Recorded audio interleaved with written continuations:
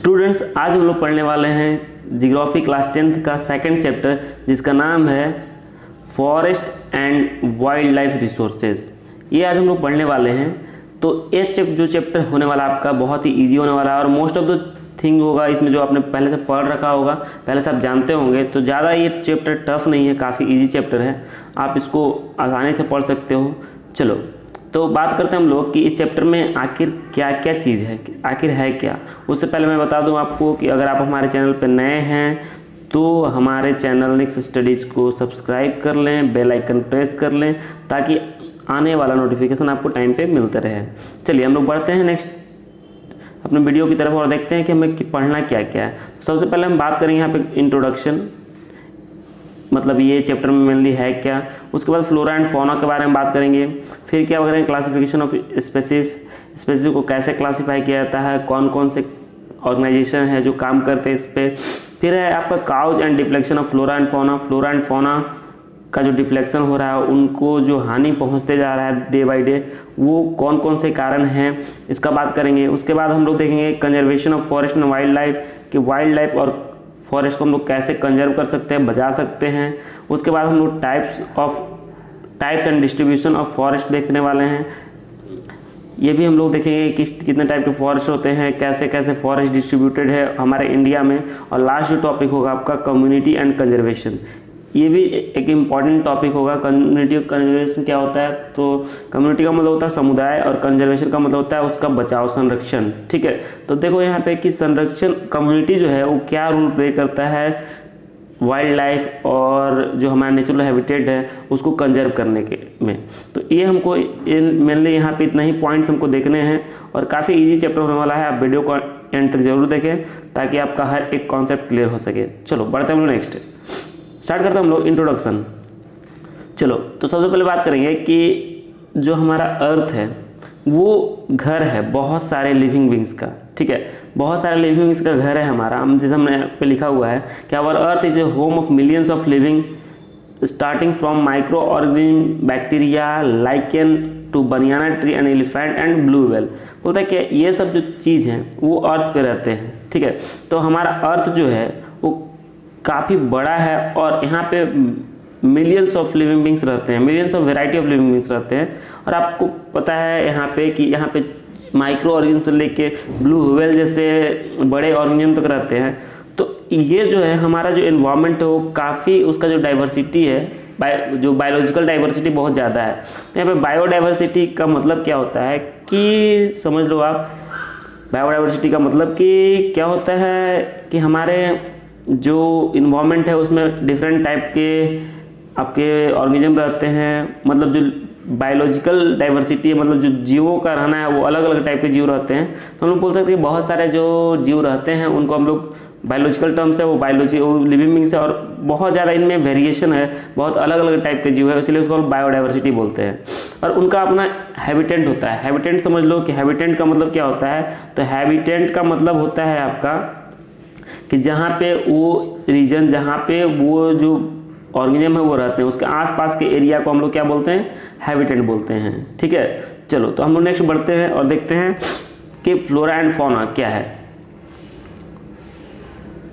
चलो देखो यहाँ पे फ्लोरा एंड फौना, सबसे पहले फ्लोरा एंड फौना दो टर्म्स है, फ्लोरा एंड फौना। ठीक है, ये दोनों टर्म का मतलब क्या होता है, तो फ्लोरा का मतलब होता है प्लांट्स और फौना का मतलब होता है एनिमल्स। ठीक है, मतलब कि वो ऐसे प्लांट्स जो कि किसी रीजन में पाया जाता है, किसी स्पेसिफिक रीजन में पाया जाता है उसको हम फ्लोरा बोलते हैं, और वैसे एनिमल जो किसी रीजन में पाया जाता है उसको हम क्या बोलते हैं, फौना बोलते हैं। ठीक है, तो यहाँ पे हम लोग फ्लोरा एंड फौना इंडिया में देखना है ना, हम लोग को वर्ल्ड का बात नहीं करना है यहाँ पे कि इंडिया में कितने फ्लोरा एंड फौना है, किस किस वेराइटी के होते हैं। तो देखेंगे हम लोग कि अगर हम बात करें कि जो हमारा कंट्री है इंडिया, वो वर्ल्ड का रिचेस्ट कंट्री है। बोलते हैं कि वर्ल्ड का one of the most richest country है। किस टर्म में, तो बायोलॉजिकल डाइवर्सिटी के टर्म में, मतलब यहाँ पे जो जीव जंतु है वो बहुत ज़्यादा वैरायटी में पाए जाते हैं। अगर हम बात करें कि नियरली 8% जो टोटल वर्ल्ड का बायोडाइवर्सिटी है उसका 8% total number of species world के वो कहाँ, इंडिया में पाए जाते हैं। और लगभग अगर बात करें इसका नंबर का तो ये 1.6 बिलियन है। इसका मतलब है कि लगभग 16 लाख प्रजातियाँ जो हैं वो फ्लोरा एंड फौना का इंडिया में पाए जाते हैं। चलो नेक्स्ट देखते हैं हम लोग। दूसरा पॉइंट हमने यहाँ पे मेंशन किया हुआ है कि अगर हम बात करें कि इंडिया का जो टोटल 10% इंडिया का जो रिकॉर्ड के अनुसार हम लोग देखें तो वाइल्ड फ्लोरा है, 20% जो है वो मैमल्स हैं जो कि 310 लिस्ट में है। ठीक है, मतलब ये जो है ये इनको संरक्षण करना, इनको बचाना काफ़ी ज़रूरी है। अगर इनको नहीं बचाया गया तो ये हो सकता है कि विलुप्त हो जाएंगे, यहाँ से अर्थ से ख़त्म हो जाएंगे। तो हमारे पास 1.6 billion total flora and fauna है, वर्ल्ड का 8% है। और अगर हम बात करें कि यहाँ पे जो भी इंडिया का रिकॉर्डेड पॉपुलेशन है फ्लोरा एंड फौना का, उसका 10% वाइल्ड फ्लोरा है, मतलब जंगली आपका बोल सकते हैं प्लांट्स है, और 20% मैमल्स हैं। वैसे मैमल्स मतलब होता है कि वैसे आपके पशु या वैसे जानवर जो कि बच्चे देते हैं, ठीक है, उनको हम लोग मैमल्स बोलते हैं। तो ये जो है 10 और 20% बहुत थ्रेटन लिस्ट में है, मतलब ये जो है इनको बचाना काफ़ी ज़रूरी है, और अगर इनको नहीं बचाया गया तो कुछ दिन में हो सकता है कि ये विलुप्त हो जाएंगे। पर अगर बात करेंगे कि मैनी, नेक्स्ट पॉइंट हमने लिखा है कि many are the categorized as critical and that is on the verge of the extinct like the cheetahs pink headed duck. बोलता है क्या, कुछ तो और ऐसे हैं हमारे पास कि वो ख़त्म, एक्सटिंक्ट मतलब ख़त्म होने के कगार पर, जैसे आपका चीता है, पिंक हेडेड डक है, ये सब जो है जानवर वो क्या है कि ये एकदम क्रिटिकल कंडीशन में है, इनका मतलब स्थिति बहुत ख़राब है, मतलब स्थिति ख़राब है इनसे आप बोल सकते हैं कि ये जो है वो एकदम ख़त्म होने के कगार पर पहुंच चुके हैं।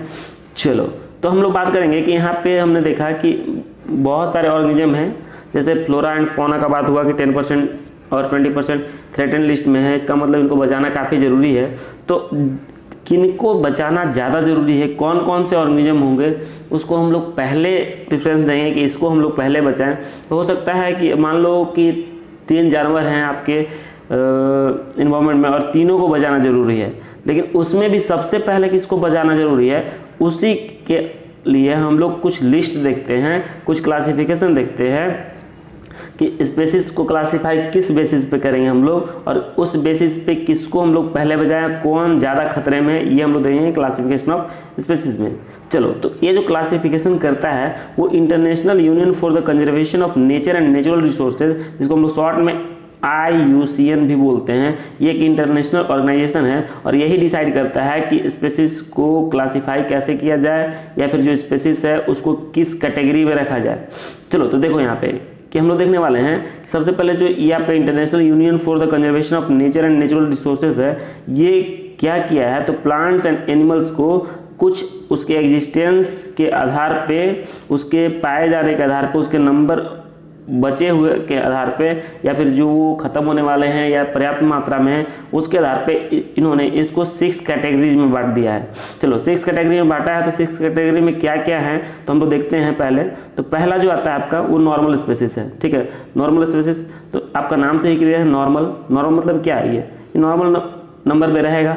तो बोलता है क्या, वैसे स्पेसिस जिसका पॉपुलेशन लेवल नॉर्मल है, ठीक है, और वो सरवाइव कर सकते हैं, जैसे कि हम बात कर रहे हैं कि यहाँ पे कैटल है, सॉल है, पाइन है, रोडेंट्स है, ये सब का जो नंबर है वो काफ़ी अच्छा है अभी, और इनको कोई खतरा नहीं है, ये पर्याप्त मात्रा में हमारे अर्थ पे है। तो यहाँ पे बात करेंगे कि इनका कोई ज़रूरी नहीं है बचाना या इनके लिए कोई चिंता करना। नेक्स्ट है आपका इंडेंजर्ड स्पेसिस। इंडेंजर्ड स्पेसिस क्या होते हैं, तो यहाँ पे क्या है, there are the species which are the danger of extinct and for example black buck, crocodile, Indian wild ass etcetera. बोलता है क्या कि कुछ ऐसे भी जानवर हैं जो कि डेंजर ऑफ एक्सटिंक्ट, मतलब यहाँ पे अगर बात करें कि ये जो है वो ख़त्म होने के कगार पे हैं, मतलब इनका जो नंबर है वो तेज़ी से घटते जा रहा है, तो इनको हम लोग क्या बोलते हैं, इंडेंजर्ड स्पेसिस बोलते हैं। तो इंडेंजर्ड स्पेसिस में क्या हो जाएगा आपका, ब्लैक बग है, क्रोकोडाइल है, इंडियन वाइल्ड एस है, ये जो 3 आपको यहाँ पे एग्जाम्पल दिया हुआ है वो जो है इंडेंजर्ड एनिमल्स का एग्जाम्पल है, और इनको अगर बचाया नहीं गया तो ये हो सकता है कुछ दिन बाद अर्थ से विलुप्त हो जाएंगे, खत्म हो जाएंगे, ठीक है। चलो और नेक्स्ट देखते हैं हम लोग। एक बात और बता दूं मैं कि ये जो सारा डेटा लिया हुआ है हमने NCERT से लिया हुआ है, कोई भी अपने से कुछ नहीं किया हुआ है, आपको बुक पढ़ना काफ़ी ज़रूरी है। अब बुक नहीं पढ़ोगे तो बहुत सारी चीज़ें छूट जाएगी, क्योंकि यहाँ पे हमने आपको नोट्स बनाकर प्रोवाइड करवाया है, और सब चीज़ नहीं है यहाँ पे, हर चीज़ हम यहाँ पे कवर नहीं कर पाएंगे, लेकिन जो mostly exam point of view से इंपॉर्टेंट होते हैं वही हम यहाँ पे कवर करने की कोशिश करेंगे। मोस्ट ऑफ जो चीज़ है वो हम कवर कर लेंगे, लेकिन कुछ कुछ पॉइंट्स होते हैं जो कि जिसको सारा को हम लोग यहाँ मेंशन नहीं कर सकते, इसलिए आप बुक जरूर पढ़ेंगे। चलो नेक्स्ट आपका वर्नेबल स्पीसीज, इसको थोड़ा हम लोग पढ़ लेते हैं डेफिनेशन। और अब देखो क्या है कि there are the species whose population has declined to the level from where it is likely move into the endangered category near future and negative factors continue operate। बोलता है क्या कि ये वैसे स्पेसीज हैं जिनको अभी इनका नंबर तो उतना कम नहीं हुआ है, लेकिन इन पे ध्यान नहीं गया, तो क्या बोल रहा है क्या कि to move into the endangered category. बोल रहा है अगर बात करें कि इसको अगर बचाया नहीं गया तो ये भी जो वर्नेबल स्पेसीज हैं ये भी क्या हो जाएंगे, इंडेंजर्ड कैटेगरी में आ जाएंगे। मतलब ये भी जो है इनको भी बचाना जरूरी है, लेकिन ये इंडेंजर्ड नहीं है, इनको थोड़ा मतलब बोल सकते हैं इनका नंबर जो है अभी बचा हुआ है, मतलब इंडेंजर्ड वाले स्पीशीज से ज़्यादा है। इसमें आपको एग्जांपल अगर ले लें तो यहाँ पे ब्लू शिप है, एशियाटिक एलिफेंट है, गैंगेटिक डॉल्फिन्स है, ये जो चीज़ें हैं वो आपके वर्नेबल स्पीशीज में आते हैं। मतलब ये तो हैं लेकिन इनका भी डिक्लाइन हो रहा है, इनका भी डाउनफॉल हो रहा है, ये भी खत्म हो रहे हैं, लेकिन इनका जो नंबर है वो इंडेंजर्ड स्पीशीज से ज़्यादा है। नेक्स्ट है आपका रेयर स्पीसीज। तो रेयर से आप समझ रहे हैं, रेयर मतलब जो बहुत कम पाए जाते हैं। तो बोलता है क्या कि स्पीसीज वैसे स्पीसीज जिसका पॉपुलेशन बहुत कम बच गया, बहुत स्मॉल पॉपुलेशन में है, और या तो वो यहाँ से मूव कर जा रहे हैं, या मतलब अगर इंडिया से का बात करें या तो इंडिया से वो चले जा रहे हैं, या फिर वो जो है इंडेंजर्ड और वर्नेबल कैटेगरी में आने वाले हैं। ठीक है, बोलता है क्या कि इस पर निगेटिव फैक्टर भी काफ़ी इफेक्ट करते हैं। जैसे कि हम लोग बात करें कुछ रेयर स्पीसीज हैं जो कि इंडिया से या तो मूव कर जा रहे हैं, या तो उनका नंबर डे बाय डे खत्म होते जा रहा है, ठीक है, कम होते जा रहा है। इस टाइप के स्पीसीज को हम लोग बोलते हैं क्या, रेयर स्पीसीज। बोलते हैं इसका मतलब क्या है कि इनको खतरा नहीं है ज़्यादा ह्यूमन से, या फिर बोल सकते हैं इसमें दोनों चीज़ें, ह्यूमन से भी खतरा हो सकता है और आपको ये पलायन भी कर जा रहा है, मूव कर जा रहा है एक जगह से दूसरी जगह। तो उस टाइप के स्पीसीज को जो कि बहुत कम अमाउंट में पाए जाने लगे हैं हमारे अर्थ पे या इंडिया में बात करें हम, तो उस टाइप के स्पीसीज को हम लोग रेयर स्पीसीज बोलते हैं। चलो देखो इसमें एग्जाम्पल क्या हो सकता है, तो आपका हिमालयन ब्राउन बियर है जो कि आपका रेयर स्पीसीज का एग्जाम्पल है। वाइल्ड एशियाटिक बफेलो है, ये भी रेयर स्पीसीज का एग्जाम्पल है। फिर डेजर्ट फॉक्स है, ये भी आपका रेयर स्पीसीज का एग्जाम्पल है। और लास्ट आपका हॉर्नबिल। ठीक है, तो ये जो कुछ है आपको एग्जाम्पल जरूर याद रखने हैं। अगर आपसे पूछा जाता है एग्जाम में डेफिनेशन, तो आपको एग्जाम्पल वहाँ पे बहुत ज़्यादा इंपॉर्टेंट रोल प्ले करता है। अगर 3 मार्क्स का क्वेश्चन है तो आपको 1 मार्क्स एग्जाम्पल के ऊपर ही दिया जाता है, क्योंकि आप उनको पता होना चाहिए कि आप उस चीज़ को समझ रहे हैं या नहीं समझ रहे हैं। तो ये सब चीज़ें जो हैं आपके रेयर स्पीसीज में आते हैं। फिर जो आपका नेक्स्ट वो है इंडेमिक स्पीसीज। अब इंडेमिक स्पीसीज क्या होता है, तो बोलता है क्या कि ये वो स्पीसीज है जो कि पर्टिकुलर रीजन में पाए जाते हैं। कुछ पर्टिकुलर रीजन में जो पाए जाते हैं उसको हम लोग क्या बोलते हैं, इंडेमिक स्पीसीज। जैसे अगर बात करें कि यहाँ पे कुछ स्पेशल रीजन में पाए जाने के कारण क्या है कि कुछ जियोग्राफिकल बैरियर होता है, ठीक है, उसके वजह से ये वहीं पाए जाते हैं। जैसे मान लो कि कोई आइलैंड है और वो आइलैंड पे कोई आइलैंड है, ठीक है, ये समुद्र है, इसके बीच में आइलैंड है, जिसके चारों ओर पानी है इधर इधर, ठीक है। तो यहाँ पे जो ऑर्गेनिज्म पाया जाएगा वो यहाँ से इधर मूव नहीं कर पाएगा, इधर नहीं मूव कर पाएगा। तो ये जियोग्राफिकल बैरियर हो गया, इधर इधर पानी जो है जियोग्राफिकल बैरियर हो गया, और इस जियोग्राफिकल बैरियर की वजह से यहाँ का जो ऑर्गेनिज्म है वो इधर नहीं जा पाएगा। और इसी कारण क्या होता है कि ये जो ऑर्गेनिज्म है वो किसी खास एरिया में ही पाए जाते हैं। और इस टाइप के ऑर्गेनिज्म को हम लोग क्या बोलते हैं, या इस टाइप के जो जीव जंतु उसको क्या बोलते हैं, या प्लांट भी हो सकता है, ठीक है, प्लांट भी होता है, एनिमल भी हो सकता है, जिसको हम लोग इंडेमिक स्पीसीज बोलते हैं।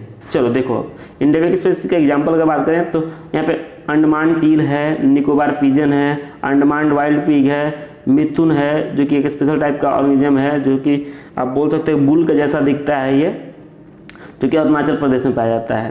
तो देखो यहाँ पे कि अंडमान में जो टील पाया जाता है वो एक आपका इंडेमिक स्पीसीज है। निकोबार का जो पिजन है वो आपका इंडेमिक स्पीसीज है। फिर अंडमान का वाइल्ड पिग है जो जंगली सुअर बोलते हैं इसको, वो भी आपका एक इंडेमिक स्पीसीज है। और एक जो मिथुन है, ठीक है, ये बुल लाइक होता है, ये सांड के जैसा होता है एक जानवर जो कि स्पेशल अरुणाचल प्रदेश में ही पाया जाता है। तो इसको हम क्या बोलते हैं, इंडेमिक स्पीसीज। और लास्ट आपका एक्सटिंक्ट स्पीसीज। एक्सटिंक्ट स्पीसीज क्या होता है, तो बोलता है क्या कि ये जो एक्सटिंक्ट स्पीसीज हैं वो लगभग हमारे अर्थ से खत्म हो चुके हैं, मतलब ये पाए नहीं जाते हैं। अगर इनको सर्च किया जाए तो हो सकता है कि कुछ एरिया में मिल भी सकते हैं और नहीं भी मिल सकते हैं। ठीक है, मतलब ये एक्सटिंक्ट जो हैं वो स्पीसीज हैं जो कि पहले अर्थ पे पाए जाते थे और इनको खोजा जाए तो ये मिल भी सकते हैं, नहीं तो नहीं भी मिल सकते हैं।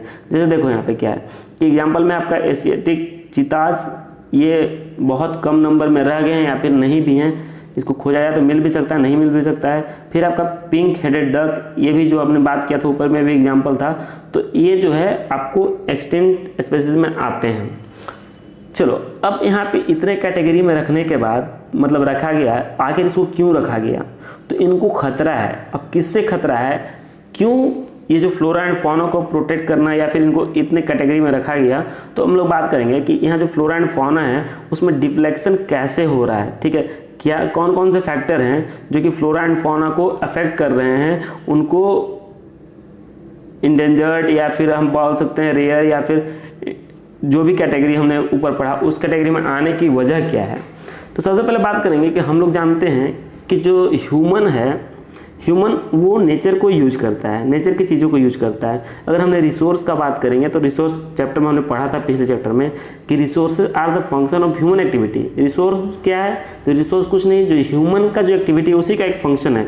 अगर हम बात करें कि ह्यूमन बींग जो है वो नेचर को ट्रांसफॉर्म करता है वेरियस रिसोर्सेज में, वो डायरेक्टली या इनडायरेक्टली। ठीक है, अब उससे क्या होता है, उसमें फॉरेस्ट एंड वाइल्ड लाइफ काफ़ी ज़्यादा इंपॉर्टेंट होते हैं। फॉरेस्ट एंड वाइल्ड लाइफ से जो रिसोर्स लिया जाता है वो काफ़ी ज़्यादा होता है। अगर हम बात करें कि फॉरेस्ट एंड वाइल्ड लाइफ से कौन कौन से रिसोर्सेज लिए जा सकते हैं, तो यहाँ पर लिया जाता है वुड, लकड़ी ली जाती है। ठीक है, और क्या लिया जाता है, बार्क मतलब उसका छाल हो सकता है, लीव्स हो सकते हैं, रबर हो सकता है, मेडिसिन हो सकता है, डाई हो सकता है, फूड, फ्यूल, फोडर, मैन्योर, ये सब चीज़ें जो हैं वो हम लोग को वाइल्ड लाइफ और से मिलता है। जो देखो लकड़ी मिलता है, छिलका मिलता है हमको, जो भी आपके प्लांट्स उसके बार्क है छिलका, उससे हम लोग रबर वगैरह बनाते हैं। फिर आपका लीव्स है, उसके पत्ते मिलते हैं। फिर क्या है, रबर है, अभी हमको फॉरेस्ट से मिलता है, मेडिसिन मिलते हैं। फिर आपका डाई मिलता है जो कपड़ा में कलर किया जाता है। फिर फूड है, आपको फ्रूट्स मिलते हैं, बहुत सारे जंगली फ्रूट्स होते हैं वो मिलते हैं। फिर फ्यूल, लकड़ी, ईंधन बोल सकते हैं। फिर फोडर, जानवरों को चराने के लिए या फिर हम बोल सकते हैं जानवरों को खिलाने के लिए जो फोडर होता है वो होता है। उसके अलावा मैन्योर मतलब जो नेचुरल फर्टिलाइजर होता है उसको हम लोग भी फॉरेस्ट से मिलता है। और इस सब चीज़ के लिए हम लोग डिपेंड है किस पे, फॉरेस्ट एंड वाइल्ड लाइफ पे। चलो तो हम लोग ह्यूमन जो है वो इन सारे चीज़ों के लिए डायरेक्टली और indirectly forest and wild life पे ही डिपेंड है। और इसीलिए क्या करता है ह्यूमन कि फॉरेस्ट को लगातार यूज किए जा रहा है।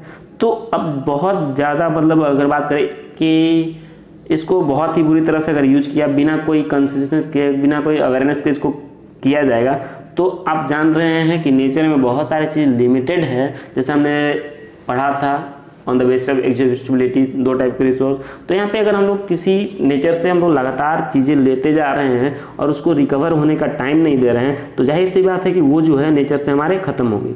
तो अगर हम बात करें कि यहाँ पे कुछ कारण दिए हैं, हमने लिखा हुआ है कि कौन कौन से फैक्टर हैं। बोलते हैं कि the various factor that cause the depletion of flora and fauna are, बोलता है क्या कि देखो कि यहाँ पे क्या क्या चीज़ जो है वो deflection of flora and fauna के लिए रिस्पॉन्सिबल है। तो यहाँ पे है लार्ज स्केल डेवलपमेंट प्रोजेक्ट। अब लार्ज स्केल डेवलपमेंट प्रोजेक्ट क्या होता है, तो हम लोग क्या कर रहे हैं कि अपने सोसाइटी को दिन पर दिन हम लोग मॉडर्न बनाने की कोशिश कर रहे हैं, उसको शहर में तब्दील करना चाह रहे हैं। और इसके वजह से हम लोग क्या कर रहे हैं कि बहुत सारे जो फॉरेस्ट है उसको हम लोग काट देते हैं, या तो रोडवेज बनाने के लिए, या फिर हम लोग क्या करते हैं, हम लोग बिल्डिंग्स बनाने के लिए कर देते हैं, या फिर रेलवे ट्रैक लगाने के लिए कर देते हैं, और भी बहुत सारे चीज़ के लिए हम लोग लार्ज स्केल डेवलपमेंट प्रोजेक्ट के तहत देखते हैं। तो हम लोग क्या करते हैं कि बहुत सारे जंगल को या वाइल्ड लाइफ को हम लोग यहाँ पे परेशान करते हैं। अब देखो यहाँ पे पहले तो सुन लो कि फ्लोरा को कैसे खतरा है इससे। तो फ्लोरा का खतरा ऐसे है कि हम लोग जब डेवलपमेंट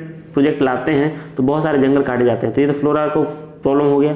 अब फ्लोरा जब वहाँ से जंगल हट गया, इसका मतलब जो जंगल में रहने वाले फौना है मतलब जानवर हैं वो कहाँ पे रहेंगे, उनको रहने, उनका घर छिन जाएगा, तो उनको भी प्रॉब्लम हो रहा है। ठीक है, अगर बात करें कि ये जो लार्ज स्केल डेवलपमेंट प्रोजेक्ट है वो कॉलोनी पीरियड से ही आ रहा है। मतलब जब इंडिया जो था वो जब गुलाम था अंग्रेजों का, उसी टाइम क्या हुआ था कि बहुत सारे प्रोजेक्ट लाए गए थे, उसमें रेलवे बिछाया गया था और जो अंग्रेज़ थे वो बहुत सारे जो वैल्यूएबल आपके टिम्बर्स थे, बहुत जो कीमती लकड़ियाँ थे उसको काटा था, तो वो भी एक आपका रीजन हो सकता है deflection of flora and fauna का। नेक्स्ट हम बात करेंगे तो वो होता है शिफ्टिंग कल्टीवेशन। अब शिफ्टिंग कल्टीवेशन क्या होता है, इसको हम लोग झूम कल्टीवेशन भी बोलते हैं, ठीक है, आपने पढ़ा होगा झूम कल्टीवेशन, ठीक है। तो शिफ्टिंग कल्टीवेशन है, झूम कल्टीवेशन में क्या होता है कि लोग क्या करते हैं कि जंगलों में रहते हैं और वो मूव करते रहते हैं, मतलब एक जगह पे यहाँ पे रहें तो यहाँ पे क्या करते हैं कि जंगलों को साफ करके और यहाँ पे खेती किया और खेती करने के बाद जो फसल हुआ उसको लिया और उसके बाद यहाँ से वो मूव कर गए, ठीक है। ये क्या हुआ कि यहाँ से चल के यहाँ पे आ गए और यहाँ पे भी फिर उन्होंने वही काम किया जो कि पहले किया था। तो यहाँ पे भी जंगलों को काट कर उसको जलाकर उसके राख को यहाँ पे छीड़ दिया जाता था और उसके बाद क्या होता था कि वहाँ पे वो एग्रीकल्चर करते थे और वहाँ से फिर वो निकल जाते थे, ठीक है। तो इस टाइप की चीज़ें होती थी। तो झूम कल्टीवेशन भी जो है उसके कारण भी बहुत सारे फॉरेस्ट क्या हुए, वो काटे गए, ठीक है। ये है। तीसरा जो है माइनिंग। माइनिंग क्या है, तो माइनिंग होता है ये प्रोसेस है अंदर से जो अर्थ के अंदर से जो मिनरल्स निकाले जाते हैं और उन्हीं को हम लोग माइनिंग बोलते हैं। और ये माइनिंग के वजह से क्या होता है कि बहुत सारे फॉरेस्ट काटे जाते हैं या बर्बाद हो जाते हैं। अब देखो क्या कि जो मोस्ट ऑफ द मिनरल्स है वो फॉरेस्ट में ही पाए जाते हैं, ठीक है। अब जहाँ पे भी देख लो, जैसे झारखंड का एग्जांपल ले लो, आप मध्य प्रदेश का एग्जांपल ले सकते हो, छत्तीसगढ़ का एग्जांपल ले सकते हो। यहाँ पे जो कोल का बहुत ज़्यादा मतलब पाया जाता है और इसके लिए माइनिंग किया जाता है, मतलब जंगलों को खोदा जाता है और उसके अंदर से कोल निकाला जाता है। तो उस माइनिंग के चक्कर में भी, माइनिंग के कारण भी बहुत सारे जो जंगल है वो काटे जा रहे हैं, ठीक है। चलो उसके अलावा क्या हो सकता है, तो उसके अलावा है आपका ओवर ग्रेजिंग। बहुत ज़्यादा हम लोग एक ही जगह पे अगर हम लोग पशु को चराते हैं तो वहाँ पे भी आपका है ये, वहाँ का घास चला जाता है, वहाँ के छोटे छोटे ऑर्गेनिज्म हैं उनको भी प्रॉब्लम होता है। या फिर हम बात करें कि जो प्लांट्स है वो फिर से रिकवर बढ़ने का उनको टाइम नहीं मिल जाता है ओवर ग्रेजिंग की वजह से। फिर उसके बाद है फ्यूल वुड कलेक्शन, मतलब जो गांव में लोग होते हैं वो जलावन के लिए, जलाने के लिए लकड़ियाँ लाते हैं और उस लकड़ियाँ को वो जंगल से लाते हैं, तो इसके लिए भी वो बहुत सारे प्लांट्स को काट देते हैं। तो ये भी एक आपका deflection of flora and fauna का कारण बन सकता है। और नेक्स्ट आपका ओवर पॉपुलेशन। ये तो आपका सब में आ जाता है। ओवर पॉपुलेशन कैसे, तो जनसंख्या बढ़ेगी तो रहने के लिए घर ज़्यादा चाहिए, घर ज़्यादा चाहिए तो घर बनाने के लिए ज़मीन चाहिए, उनको खाना चाहिए, खाने के लिए ज़मीन चाहिए, और ज़मीन तो बढ़ नहीं रहा है लेकिन पॉपुलेशन हमारा कंटिन्यूसली बढ़ रहा है। तो इसे हम क्या करेंगे, तो हम लोग यहाँ पे फॉरेस्ट को काटेंगे और फॉरेस्ट को काटेंगे तो क्या होगा कि फ्लोरा एंड फौना का डिफ्लेक्शन होगा। तो ये सब कुछ कारण थे, आपको देख सकते हैं यहाँ पे हमने 5 कारण मेनली दिया है और ये 5 कारण आपका deflection of flora and fauna के लिए रिस्पॉन्सिबल है। अगर आपको एग्जामिनेशन में आ जाएगा कि what are the causes which are responsible for the deflection of flora and fauna, तो ये 5 पॉइंट को आप लिख सकते हैं और उसको थोड़ा थोड़ा एक्सप्लेन कर सकते हैं, जैसे हमने यहाँ पे कर दिया। चलो नेक्स्ट है आपका कि अगर हम बात करें कि जो इंडिया में बायोडाइवर्सिटी का भी बहुत ज़्यादा लॉस हो रहा है, ठीक है, डिक्लाइन ऑफ बायोडाइवर्सिटी भी हो रहा है, मतलब जो बायोडाइवर्सिटी है वो भी खतरे में पड़ गया है अभी इंडिया के अंदर। अब ऐसा क्यों हुआ है, तो देखो इसके लिए कौन कौन से फैक्टर जो है वो रिस्पॉन्सिबल हैं। तो सबसे पहला है हैबिटेट डिस्ट्रक्शन। हैबिटेट डिस्ट्रक्शन क्या होता है, तो हैबिटेट का मतलब हमने बताया कि जहाँ पे हम लोग, यहाँ पे अगर कोई है इसके आसपास के एरिया को हम लोग क्या बोलते हैं, हैबिटेट बोलते हैं, ठीक है। तो हैबिटेट सिर्फ ह्यूमन का ही नहीं होता है, ये प्लांट्स का भी होता है, एनिमल्स का भी होता है। तो सबसे पहले हैबिटेट डिस्ट्रक्शन मतलब क्या कि जंगलों को काटा जा रहा है तो जो वाइल्ड एनिमल्स हैं, जो वाइल्ड लाइफ है, उनका जो हैबिटेट, उनका जो घर है वो छीना जा रहा है। तो इसके वजह से बायोडाइवर्सिटी बहुत लॉस हो रहा है। दूसरा है हंटिंग। लोग क्या करते हैं, कुछ शिकार करते हैं, ठीक है। जैसे अगर बात करें कि हिरन वगैरह का, लोग हिरन को मार कर खा जाते हैं, या फिर जो कुछ और जानवर है जिसके चमड़ी को बेच देते हैं वो करने के बाद, हंटिंग करने के बाद। तो ये शिकार करना भी एक जो आपका बायोडाइवर्सिटी है वो उसका डिक्लाइनेशन का एक फैक्टर है। नेक्स्ट देखो पोचिंग है। पोचिंग का मतलब क्या होता है, इसको हम तस्करी बोल सकते हैं, या फिर जो जानवरों का जो हड्डी होता है, या फिर अगर बात करें उसका जो स्किन होता है उसको लोग बेचते हैं, वो महंगे दरों बिके जाते हैं। जैसे अगर बात करें कि हाथी के दांत से जो है वो महंगे जो कोट होते हैं उनके बटन बनाए जाते हैं। तो हाथी का जो दांत होगा वो डिमांड में होगा, और हाथी को दांत पाने के लिए लोग क्या करेंगे कि हाथी को मार देंगे, हंटिंग कर देंगे, ठीक है, और उनका जो दांत होगा उसको निकाल कर वो मार्केट में बेच देंगे। तो इसके वजह से भी वाइल्ड लाइफ को काफ़ी प्रॉब्लम हो रहा है, और ये जो है एक डिक्लाइन होने लगा है इसका। फिर ओवर एक्सप्लॉयटेशन। ओवर एक्सप्लॉयटेशन क्या होता है, तो यहाँ पे अगर हम बात करें कि ओवर एक्सप्लॉयटेशन का मतलब है कि हम लोग क्या कर रहे हैं कि किसी भी चीज़ को ज़रूरत से ज़्यादा यूज़ कर रहे हैं। अगर फॉरेस्ट को हम लोग यूज़ कर रहे हैं तो जितना हमें ज़रूरत है उससे ज़्यादा यूज़ कर रहे हैं। इससे क्या हो रहा है कि उनका हैबिटेट छीन जा रहा है, उनका जो घर है वो छीन जा रहा है, और इसके वजह से जानवरों को, जो जंगली जानवर हैं, उनको काफ़ी प्रॉब्लम हो रहा है। फिर नेक्स्ट आपका इन्वायरमेंटल पोल्यूशन। जैसा कि आप जान रहे हैं कि हमने बहुत सारे फैक्ट्री लगा लिए हैं अपने ज़रूरतों को पूरा करने के लिए, लेकिन हमने इन्वायरमेंट का कोई ख्याल नहीं रखा, और इसके वजह से इन्वायरमेंट काफ़ी पॉल्यूशन हो गया, और बहुत सारे ऐसे ऑर्गेनिज्म हैं जो कि इस पॉल्यूटेड इन्वायरमेंट में सर्वाइव नहीं कर पा रहे हैं, और वो हमारे अर्थ से विलुप्त हो रहे हैं, वो ख़त्म हो रहे हैं। फिर आपका पॉइजनिंग क्या होता है कि हम लोग क्या करते हैं कि जो फैक्ट्री है हमारा, उसका जो वेस्ट है उसको हम लोग इधर उधर फेंक देते हैं, मतलब जो फैक्ट्री से निकलने वाला जो पानी है उसको हम लोग नदी में डाल देते हैं। ठीक है, नदी में यहाँ से बह रहा है, यहाँ से पानी आ रहा है। अब देखो कि ये जो पानी है वो केमिकल है इसमें, और ये केमिकल जो है यहाँ के जो एक्वेटिक एनिमल्स होंगे उनको काफ़ी नुकसान पहुँचाएगा, और वो जो है पॉइजन का रूप ले लेगा, एक पॉइजनिंग एटमॉस्फेयर क्रिएट कर देगा वहाँ पे, और जिससे क्या होगा कि जो आपके एक्वेटिक एनिमल है वो उसको खाने या पीने के बाद वो वहाँ से उनका डेथ हो सकता है। और नेक्स्ट आपका फॉरेस्ट फायर भी काफ़ी हद तक आपका बहुत बड़ा रीजन है। अगर जंगल में आग लग जाती है गलती से भी, किसी तरह से भी, तो क्या होता है कि बहुत सारा जंगल जल जाता है, और जलने के बाद क्या होता है कि वहाँ पे कुछ एनिमल्स भी जल जाते हैं, और इससे भी जो है वो बायोडाइवर्सिटी का एक बहुत बड़ा लॉस होता है। तो इस टाइप का चीज़ जो है इंडिया में लॉस ऑफ बायोडाइवर्सिटी, या आप लोग बोल सकते हैं डिक्लाइन ऑफ बायोडाइवर्सिटी के लिए रिस्पॉन्सिबल है। तो यहाँ पर हमने आपको कितने पॉइंट्स, 7 पॉइंट्स आपको बताए हैं, और ये 7 पॉइंट्स अगर आपको याद रहते हैं, अगर एग्जामिनेशन में पूछा जाता है तो आप इसको इजीली कर सकते हैं। चलो अब देखो कि यहाँ पे जो डिक्लाइनेशन हो रहा है फॉरेस्ट का एंड वाइल्ड लाइफ का, तो इनको बचाना भी काफ़ी ज़रूरी है। अगर इसको नहीं बचाया जाए तो हम लोग क्या हो सकता है कि इकोलॉजिकल बैलेंस जो है वो बिगड़ सकता है। देखो तो क्या हो सकता है कि अगर हम लोग वाइल्ड लाइफ को कंजर्व नहीं किया गया तो हो सकता है कि जो इकोलॉजिकल बैलेंस है वो बिगड़ सकता है। और ये आप जानते हैं कि हमारा जो अर्थ है वो इकोसिस्टम है, अगर इसमें हम लोग कुछ चीज़ को निकाल दें तो एक दूसरे से इंटरलिंक्ड हैं चीज़ें। तो अगर एक चीज़ भी अगर ख़त्म हो जाता है हमारे अर्थ से तो हमारे इन्वायरमेंट के लिए एक बहुत बड़ा प्रॉब्लम क्रिएट हो सकता है। और इसी के लिए हम लोग क्या करना पड़ेगा कि फॉरेस्ट एंड वाइल्ड लाइफ को कंजर्व करना काफ़ी ज़रूरी है। मतलब conservation of forest and wild life बहुत ही ज़्यादा इसेंशियल है अभी के तौर पे।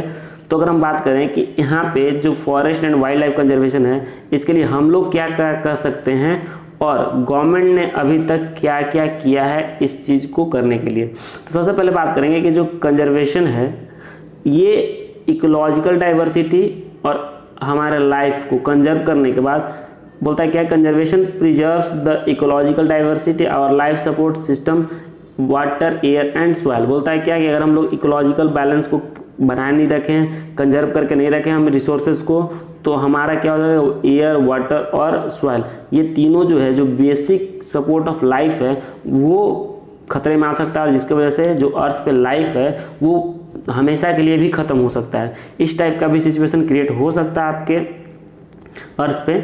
चलो तो अब देखते हैं हम लोग कि और क्या क्या हो सकता है या गवर्नमेंट ने क्या क्या स्टेप उठाए हैं। तो सबसे बात करेंगे कि ड्यू टू कंजर्वेनिस्ट डिमांड, जो कंजर्वेशन करने वाले लोग थे उनके डिमांड के अनुसार इंडियन गवर्नमेंट ने क्या किया कि एक एक्ट बनाया जिसका नाम था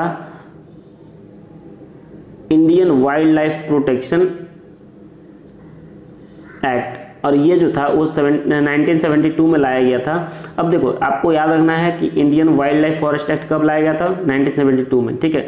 और इसमें क्या किया, ये क्यों लाया गया, तो यहाँ के जो लोग थे, कुछ लोग थे जो कंजर्वेशनिस्ट थे, जो कंजर्व करने का डिमांड कर रहे थे गवर्नमेंट से, उसके आधार पे क्या किया, उनके डिमांड पे इन्होंने Indian wild life protection act लाया, जिसमें क्या किया गया कि कुछ प्रोविज़न किए गए और हैबिटेट को प्रोटेक्ट करने की बात कही गई। मतलब बहुत सारे प्रोविज़न थे, बहुत सारे इसमें आप बोल सकते हैं कि ऐसे मुद्दे थे जिसको गवर्नमेंट ने उठाया, और जो हैबिटेट्स हैं, जो वाइल्ड लाइफ के जो हैबिटेट्स हैं, जो जंगल, उसको बचाने के लिए कुछ कदम उठाए गए इस एक्ट के तहत। चलो नेक्स्ट जो था वो दूसरा क्या किया है गवर्नमेंट के द्वारा, बोलता है क्या कि ये जो आपका एक्ट था उसमें क्या था, बोलता है कि the aim of program was protecting the remaining population of certain endangered species. बोलता है क्या इसका जो मेन पर्पस था इस एक्ट का, वो क्या था, तो यहाँ पे प्रोटेक्ट करना था remaining population of endangered species, जो भी इंडेंजर्ड स्पेसीज है उनको प्रोटेक्ट करना था। और ये प्रोटेक्शन कैसे हो सकता था, तो बाय बैनिंग हंटिंग, हंटिंग को बैन कर दिया जाए, giving legal protection to their habitants.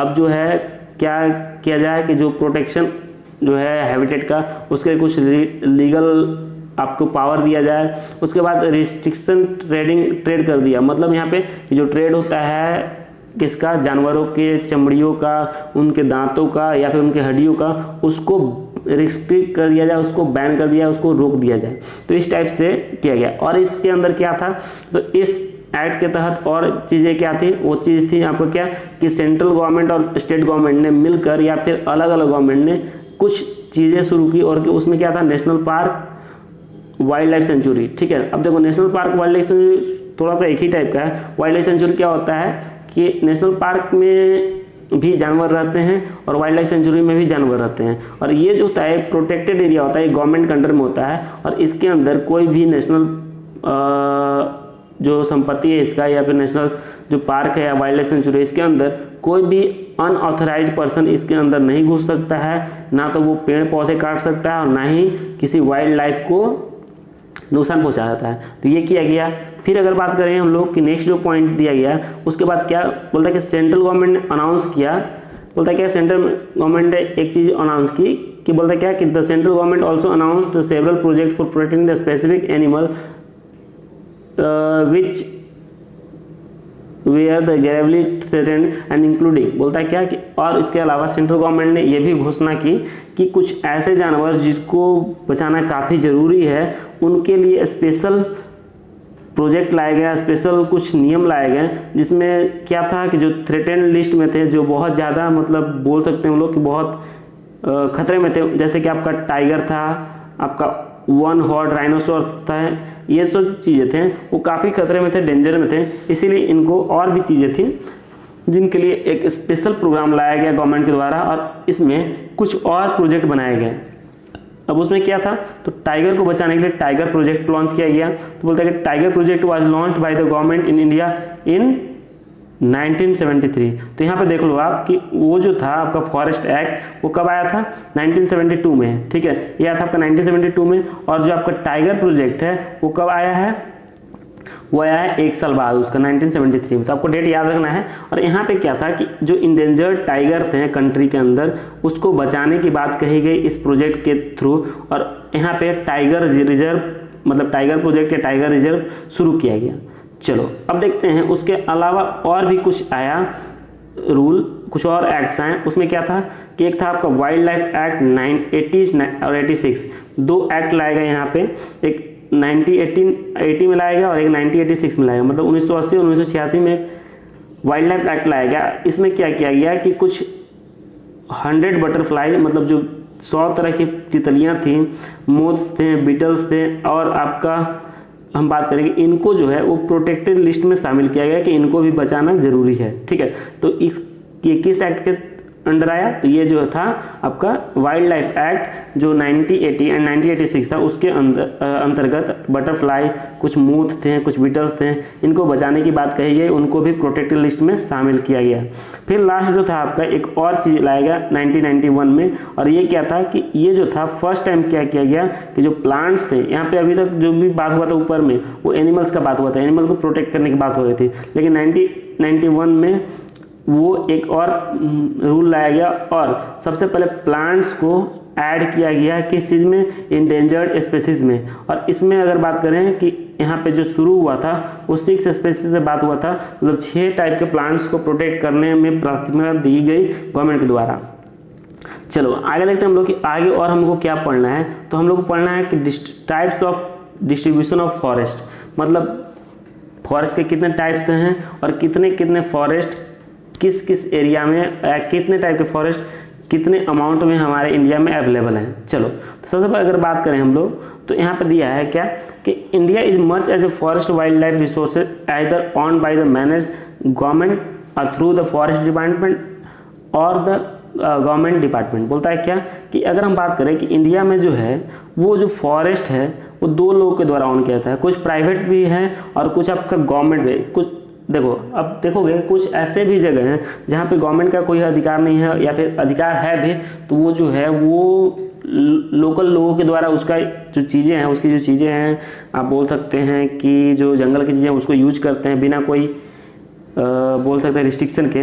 लेकिन यहाँ पे जो मोस्ट ऑफ द आपके फॉरेस्ट हैं वो ऑन्ड होते हैं, वो उन पे या तो फॉरेस्ट डिपार्टमेंट का अधिकार होता है या फिर अदर गवर्नमेंट का डिपार्टमेंट का उन पे अधिकार होता है, ठीक है, और उसके वो प्रोटेक्शन के लिए काम करते हैं। अब देखो अगर हम लोग फॉरेस्ट का कैटेगरी का बात करें तो यहाँ पे मेनली 3 कैटेगरी रखा गया फॉरेस्ट का, और 3 कैटेगरी में अगर बात करो आप देखो तो क्या है, सबसे पहला आपका रिजर्व फॉरेस्ट, दूसरा आपका प्रोटेक्टेड फॉरेस्ट और तीसरा अनक्लास्ड फॉरेस्ट, इसको हम लोकल फॉरेस्ट भी बोलते हैं, आपने हिस्ट्री में भी पढ़ा होगा। चलो तो यहाँ पे देखो कि क्या है कि रिजर्व फॉरेस्ट और प्रोटेक्टेड फॉरेस्ट और अनक्लास्ड फॉरेस्ट कौन कौन है और इनका क्या काम है और ये क्यों ऐसे बनाए गए, 3 टाइप के फॉरेस्ट में इनको डिवाइड करने का क्यों बात हो गया। सबसे पहले रिजर्व फॉरेस्ट को बोलते हैं हम लोग, ठीक है, सबसे पहला देखो रिजर्व फॉरेस्ट उसको बोलते हैं, बोलता है क्या कि forest are regarding the most valuable as for as the conservation और the forest wild life and resources are concern. बोलता है क्या कि वैसे फॉरेस्ट जो बहुत ज़्यादा वैल्यूएबल चीज़ पाए जाते हैं या फिर उनको बचाना भी ज़रूरी है उसको हम लोग रिजर्व फॉरेस्ट बोलते हैं, और इसमें आपका कुछ भी नहीं लिया जाता है, कोई भी अनऑथराइज पर्सन इंटर नहीं कर सकता है। और ये जो है आपका रिजर्व फॉरेस्ट में वो लगभग जितना भी टोटल फॉरेस्ट है उसका आधा जो है उसको हम लोग रिजर्व फॉरेस्ट में रखे हुए हैं इंडिया में। चलो नेक्स्ट आपका प्रोटेक्टेड फॉरेस्ट नाम से ही क्लियर है कि इनको प्रोटेक्ट करना काफ़ी जरूरी है। बोलता है this forest land are the protected from any further destruction almost 1/3। बोलता है क्या कि ये जो प्रोटेक्शन है वो प्रोटेक्टेड फॉरेस्ट है, इसमें किसी भी अनऑथराइज पर्सन को भी नहीं जाने दिया जाएगा और इनसे कुछ लिया भी नहीं जाएगा। जैसे रिजर्व फॉरेस्ट है इससे कुछ चीज़ें गवर्नमेंट ले सकती है, लेकिन जो प्रोटेक्टेड फॉरेस्ट है इसको प्रोटेक्ट करना काफ़ी ज़रूरी है और किसी तरह के डिफ्लेक्शन से इसको बचाया जाता है, और इसको हम लोग बोलते हैं क्या, प्रोटेक्टेड फॉरेस्ट। और ये लगभग 1/3 है टोटल पॉपुलेशन के, जो फॉरेस्ट है टोटल लैंड उसका कितना है 1/3% है, सॉरी 1/3 है प्रोटेक्टेड फॉरेस्ट। और लास्ट है आपका तीसरा अनक्लास्ड फॉरेस्ट। बोलता है कि ये अनक्लास्ड या इसको लोकल फॉरेस्ट भी बोलते हैं हम लोग। बोलता है कि there are other forest waste land belonging to the both government and private individual community. बोलता है क्या कि ऐसे हमने अभी बात किया था कि ऐसे फॉरेस्ट जिसपे कुछ लोकल या कुछ इंडिविजुअल कम्युनिटी का अधिकार होता है, वो गवर्नमेंट का भी होता है लेकिन अधिकार उनका भी होता है, वो भी वहाँ से चीज़ें लेते हैं, जैसे आपका लकड़ी रबर वगैरह जो भी गोंद वगैरह ये सब चीज़ें हैं वो जो फॉरेस्ट से लेते हैं उनको हम बोलते हैं अनक्लास्ड फॉरेस्ट। मतलब ये दोनों फॉरेस्ट में कोई भी अनऑथराइज पर्सन इंटर नहीं कर सकता है, लेकिन ये जो है आपका इसमें जो बेसिक नीड्स हैं आपके ह्यूमंस के या फिर जो लोकल कम्युनिटी या फिर लोग हैं उनके, वो यहाँ से पूरा कर सकते हैं। तो ये 3 टाइप का फॉरेस्ट है।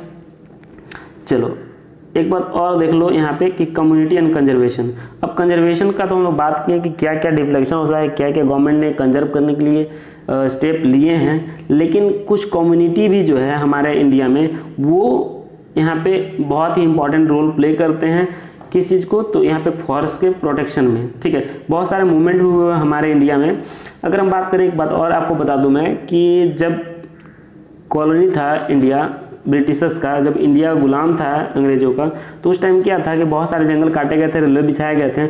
उसके अलावा क्या था कि एक और था, एक डाइट्रिच बेंडिज नाम का एक आदमी था जिसने साइंटिफिक फॉरेस्ट्री की शुरुआत की थी। और इस साइंटिफिक फॉरेस्ट्री में क्या था कि जो वैल्यूएबल लकड़ियाँ थी, जैसे आपका टीक हो गया, टिम्बर हो गया, ये सब चीज़ को लगाया जा रहा था एक अच्छे तरीके से ताकि उसका प्रोडक्शन ज़्यादा ले जा सके। तो ये सब भी चीज़ से भी आपका फॉरेस्ट का मतलब डिफॉरेस्टेशन बोल सकते हैं या डिक्लिनेशन हुआ था। चलो अब देखो हम लोग बात करें कि यहाँ पे अगर हम लोग इंडिया की बात करें तो हम लोग इंडिया में पेड़ को पूजा करते हैं। बहुत सारे ऐसे धर्म हैं या फिर ऐसे समुदाय हैं जो कि पेड़ों की पूजा करते हैं, और पूजा इसलिए करते हैं कि हम लोग को उसको या तो धर्म से जोड़ दिया गया है या फिर आप बोल सकते हो कि उनको बचाने का एक तरीका है। चलो तो यहाँ पे बोला है क्या कि the forest are the also home for some traditional community. बोलता है क्या, अगर इंडिया में बात करें कि जो आदिवासी लोग हैं, जो ट्राइबल्स ग्रुप के लोग हैं, वो मोस्टली जो हैं वो जंगल में भी रहा करते हैं। बहुत सारे लोग जो है जंगल में भी रहा करते हैं, तो उनका वो घर है। अगर आप उस जंगल को काट दोगे तो वो फिर कहाँ जाएंगे। तो सबसे पहले कि पहली बात जो है वो लोग ने क्या किया, क्यों बचाया कम्युनिटी ने, तो जो ट्राइबल ग्रुप्स है, ट्राइबल कम्युनिटी है, वो उनका घर छीना जा रहा था, उसके वजह से वो उसके अगेंस्ट में खड़े हो गए और उनसे लड़ने लगे। तो बोलते हैं क्या, local community are struggling to conserve their habitat along with government official. बोलता है क्या कि जो गवर्नमेंट ऑफिशियल के अगेंस्ट भी लोग यहाँ पे लड़ना स्टार्ट कर दिए। क्यों लड़ना स्टार्ट कर दिए? क्योंकि वो जो था उनका होम था, जो फॉरेस्ट था, उन्हीं घर था, वो उसी से उनका जीवन यापन चलता था। तो यहाँ पे क्यों किया गया था? To secure their long term livelihood.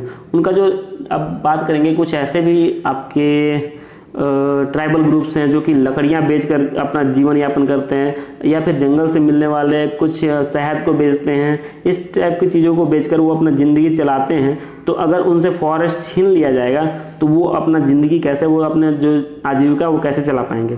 तो ये चीज़ था। तो पहले उन्होंने अपने होम को सिक्योर करने के लिए और लॉन्ग टर्म लाइवलीहुड को सिक्योर करने के लिए उन्होंने क्या किया, स्ट्रगल किया और फॉरेस्ट को कंजर्व करना स्टार्ट किया। नेक्स्ट जो है आपका, देखो यहाँ पे कि इन सारिस का ये एक जगह है, ठीक है, इन सारिस का एक और टाइगर रिजर्व राजस्थान में है, ठीक है। तो टाइगर रिजर्व राजस्थान में बोलते क्या कि यहाँ पे जो विलेजर्स थे, यहाँ पे जो गांव के लोग थे, वो माइनिंग के जो एजेंट थे, जो माइनिंग करवा रहे थे, उसके साइड पे वहाँ पे वाइल्ड लाइफ प्रोटेक्शन एक्ट को लगा दिया। बोला क्या कि आप यहाँ पे माइनिंग नहीं कर सकते हो। और वहाँ पे उन्होंने, वहाँ का जो विलेजर्स थे, जो सारिस्का गांव है और राजस्थान में, उसके विलेजर्स ने, वहाँ पे के गांव वालों ने वहाँ पे माइनिंग के अगेंस्ट में आवाज़ उठाई और वाइल्ड लाइफ प्रोटेक्शन एक्ट के तहत वहाँ पे माइनिंग को रोकवाने में सफल हुए। उसके अलावा जो मोस्ट फेमस है और वो है आपका चिपको मूवमेंट, ठीक है। चिपको मूवमेंट क्या था? तो ये जो है वो हिमालय के पास हुआ था। और चिपको मूवमेंट जब डिफॉरेस्टेशन हो रहा था, मतलब वहाँ पे जो पेड़ों की कटाई की जा रही थी, तो वहाँ के जो लोग थे वो क्या कर रहे थे कि वो पेड़ से चिपक जा रहे थे। जब बात हुआ कि जब वहाँ पे लोग आए पेड़ को काटने के, जो लोग काट रहे थे पेड़ों को, तो वहाँ के लोग जो थे वो पेड़ से चिपक जा रहे थे और बोल रहे थे, चिपक कर बोल रहे थे कि पहले हमें काटो, इसके बाद हम पेड़ काटने देंगे, ठीक है। तो इसीलिए उसका नाम हो गया क्या, चिपको मूवमेंट, ठीक है। और ये हिमालय के पास हुआ था, ठीक है। तो ये काफ़ी आपका इंपॉर्टेंट है चिपको मूवमेंट, आप याद रखोगे, ठीक है। चलो नेक्स्ट हम लोग बात करें तो एक और है कि also show that the community afforestation industry. और पता है कि इसके अलावा क्या हुआ कि चिपको मूवमेंट के बाद उन्होंने पेड़ को तो बचाया ही, लेकिन उसके अलावा बहुत सारे एफॉरेस्टेशन करवाया, मतलब पेड़ों को लगवाया, जिससे क्या हुआ कि जो आपका प्लांट्स है उसका जो नंबर है वो बढ़ा, मतलब बोल सकते हैं इसको ऐसे। चलो नेक्स्ट है आपका कि फार्मर एंड सिटीजन, यहाँ पे बीज बचाओ आंदोलन चला। एक बीज बचाओ आंदोलन कहाँ? तो दो जगह पे चला, टेहरी एंड नवदयान में चला, ठीक है। ये दो जगह चला। तो अगर बात करेंगे यहाँ पे हम लोग पढ़ लेते हैं, लास्ट पॉइंट है हमारा, ठीक है, कि farmer and citizens are group like the Beej Bachao Andolan, Tehri and Navdanya have the shown that, यहाँ पे स्पेस छूट गया, sorry, shown that equated level of diversity fight the crop production without use of synthetic chemical and possible economical विएबल। बोलता है क्या कि यहाँ के जो बीज बचाओ आंदोलन था, इसके तहत क्या किया गया कि जो फार्मर्स थे आपके टेहरी का, वो क्या करने लगे वहाँ पे कि उन्होंने बोला क्या कि हम लोग क्या करेंगे कि जो क्रॉप प्रोडक्शन होगा वो बिना सिंथेटिक केमिकल्स के होगा। जैसे बहुत सारे अब क्या हो गए हैं कि जो बहुत ज़्यादा प्रोडक्शन लेने के लिए हम लोग केमिकल का यूज करते हैं, बहुत सारा सिंथेटिक केमिकल का यूज करते हैं, जिससे क्या होता है कि उसके फ्रूट्स में बहुत सारा जो आपका केमिकल चीज़ है वो आ जाता है और आपके सेहत के लिए वो अच्छा नहीं होता है, ठीक है। इसीलिए, और इसमें बहुत ज़्यादा पैसा भी लगता है, इसीलिए इन्होंने क्या किया कि बीज बचाओ आंदोलन शुरू किया। मतलब पहले अपना बीज खुद बचाओ और अपना प्रोडक्शन खुद करो। तो ऐसे करके यहाँ पे बीज बचाओ आंदोलन भी हुआ और ये भी काफ़ी आपका इंपॉर्टेंट होगा। और एक लास्ट पॉइंट देख लो, अब एक और था ज्वाइंट फॉरेस्ट मैनेजमेंट। अब JFM बोलते हैं इसको ना, इसको जो है वो 1988 में लाया गया था, 1988 में इस प्रोग्राम को लाया गया था। और ये जो था वो सबसे पहले उड़ीसा में लाया गया। बोलता क्या कि जो ज्वाइंट फॉरेस्ट मैनेजमेंट था वो उड़ीसा में लाया गया। और इसमें क्या किया कि लोकल कम्युनिटी का इन्वॉल्वमेंट, मतलब क्या किया गया कि लोकल जो वहाँ के लोग थे उनको इसमें शामिल किया गया। और शामिल करने के बाद कहा गया कि वो जो है वो फॉरेस्ट को मैनेज करें, उसका मैनेजमेंट करें, और जो फॉरेस्ट में जो नुकसान हो चुका है उसको रिस्टोरेशन करें, रिस्टोरेशन का मतलब हुआ कि जो फॉरेस्ट नुकसान हुआ है उनको लगाएं, उनको बचाएं और इनको कम्युनिटी को इन्वॉल्व कर दिया गया। अब क्या हुआ कि कम्युनिटी को जब जिम्मेवारी दे दी गई तो वहाँ की जो कम्युनिटी है उसको देखकर वो उनको इम्पोर्टेंस बताया गया और वो इस बात को सीरियसली लिया और इससे काफ़ी अच्छा रिजल्ट देखने को मिला उड़ीसा में। ठीक है, तो ये था आपका कुछ एफर्ट्स जो कि कम्युनिटी के द्वारा लगाए गए थे, किस चीज़ को लिए, तो आपके फॉरेस्ट को बचाने के लिए। ठीक है, तो ये था हमारा चैप्टर। वीडियो को एंड तक देखने के लिए बहुत बहुत धन्यवाद। और अगर हम लोग आपको और इसी तरह के इंटरेस्टिंग वीडियो चाहिए तो आप हमारे चैनल को सब्सक्राइब जरूर करें और बेल आइकन जरूर प्रेस करें। मिलते हैं हम लोग नेक्स्ट वीडियो में, तब तक के लिए बस इतना ही। That's all, thank you for the day.